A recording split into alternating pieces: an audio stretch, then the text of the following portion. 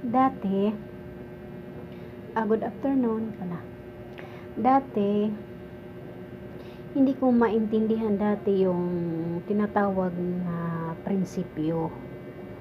Yung hindi ko yun maintindihan. Hindi ko magets kung ano yung tinatawag na prinsipyo. So ngayon, naintindihan ko na yung tinatawag na prinsipyo.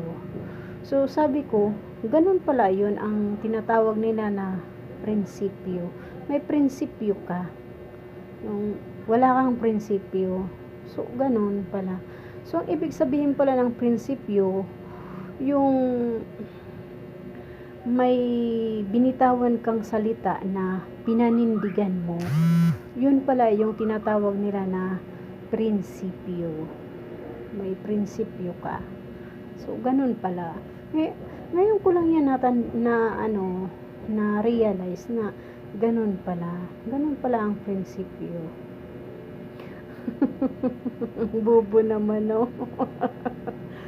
So ako, hindi ko yan makuha noon eh. Sabi ko, kasi nung nag-aaral ako eh, yung yan noon ang namin eh na subject. Parang nung elementary ako, parang hikasi yata yun, hikasi, oo. So sabi ko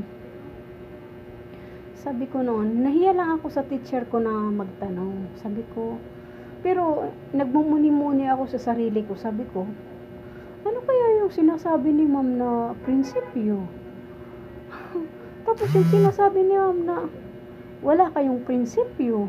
Sabi ko, bakit? Ano yun? Kasi matagalog, ma-English, mawaray, prinsipyo pa rin siya. Oo. Prinsipyo pa rin siya. So,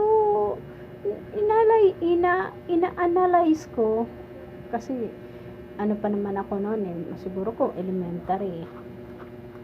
Na-analyze ko, sabi ko, ano kaya yung prinsipyo talaga? Hanggang sa nakauwi ako sa bahay, iniisip ko pa rin yun. Sabi ko, malalaman ko rin yun kung ano ang prinsipyo pagdating ng araw. Sabi ko gano'n. Oo.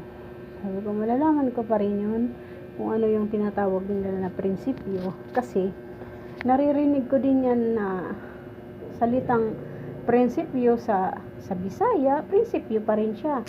Sa Tagalog, prinsipyo pa rin siya. So, sabi ko, aalamin ko rin yun.